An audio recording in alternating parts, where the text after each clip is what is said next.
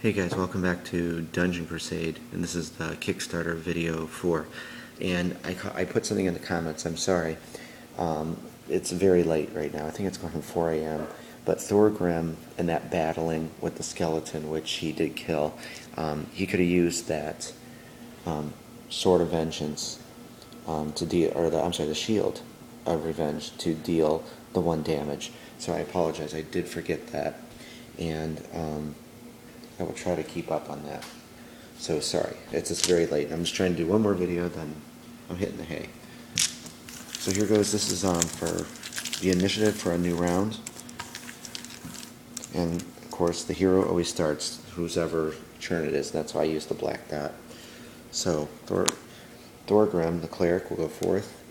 Now he doesn't have a monster, so we would go to the next monster, and that would be the Wraith. Will go third.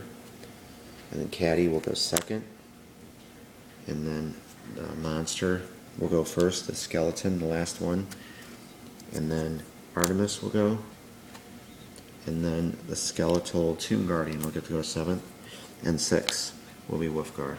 So first up is going to be this skeleton here, and remember he has the hatred thing for a cleric, and so he will go for him.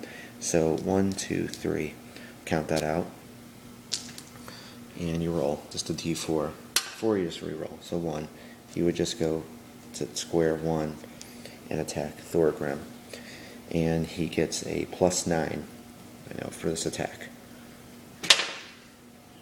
4 and 9 is 13. That doesn't any good, but remember this time, he has Shield of Revenge. So as long as a monster attacks him, that monster has to take 1 damage. So he only has 1 hit point left. And so we'll put that over here. Hit marker, so he's done. And next up is Caddy. And we'll get her, and she's an archer. This is a perfect opportunity to use her new bow. And remember, she does have Bow of Wicked Force. And we're going to add a +4. And if we hit, this is only on a hit you can do this, the arrow continues through.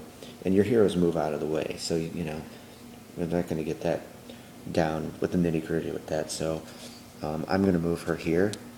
And she's going to try to do a hit. And it will, you don't get to re-roll that, but you could hit that Wraith and the skeleton. And it'll kill the skeleton. So she gets a 6 right off the bat. And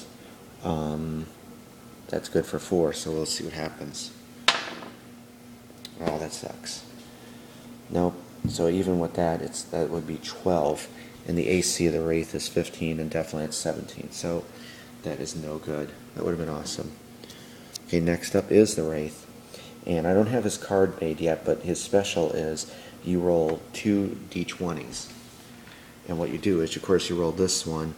And then his special is going to be Life Siphon. And if you roll a 16 or 20 on the red one, he's going to take an additional hit point.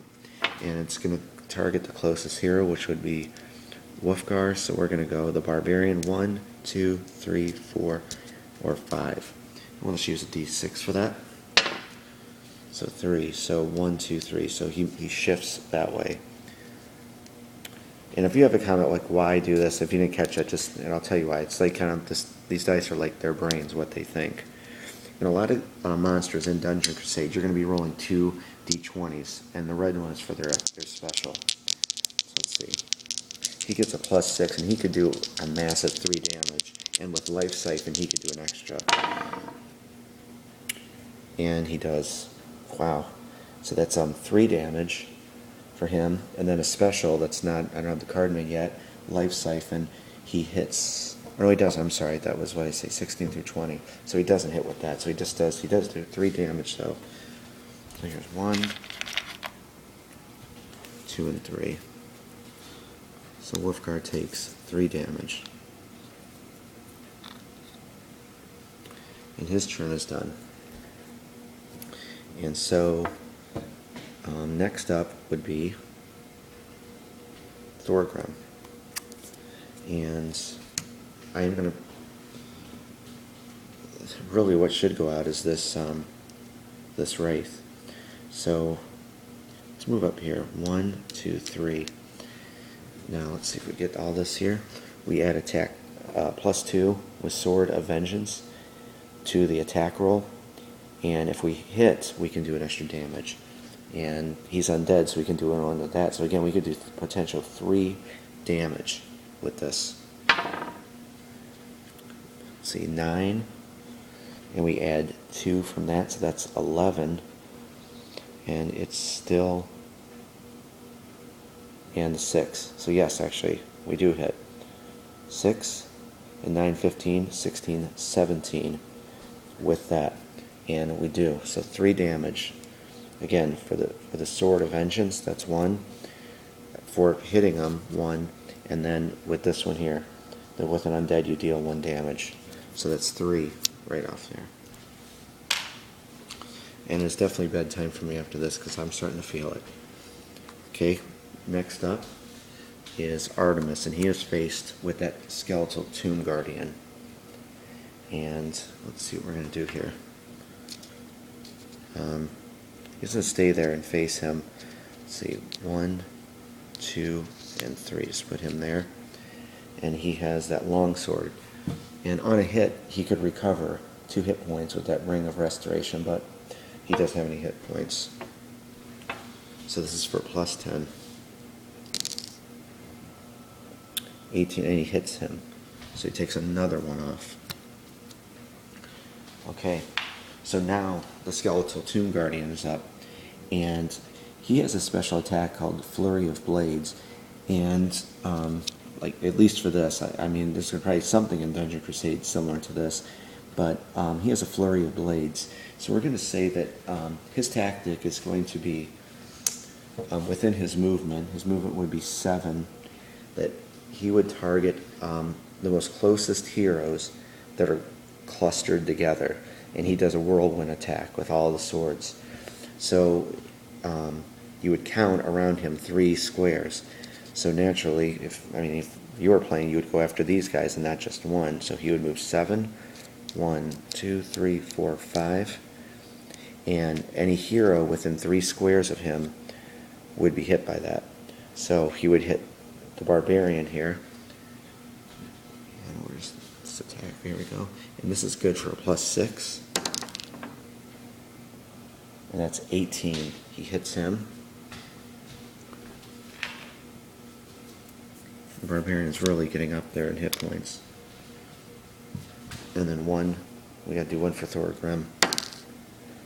And he definitely hits him for 2.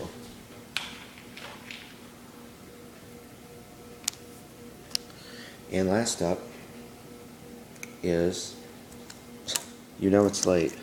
I went out of sync. I'm sorry. This is it. He should have went. And then the Skeletal Tomb Guardian. So I apologize.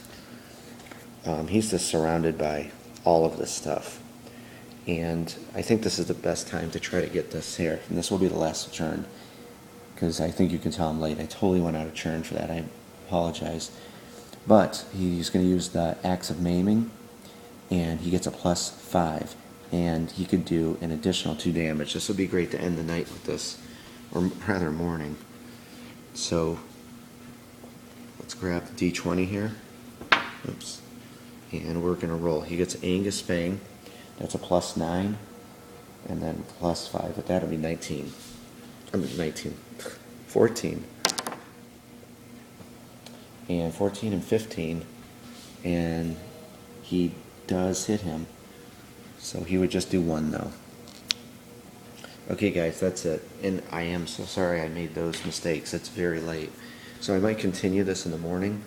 Leave some comments. I'm sorry I flubbed up. I know it's really early here. I'm still using some cards from the D&D stuff, and I got some treasure cards going.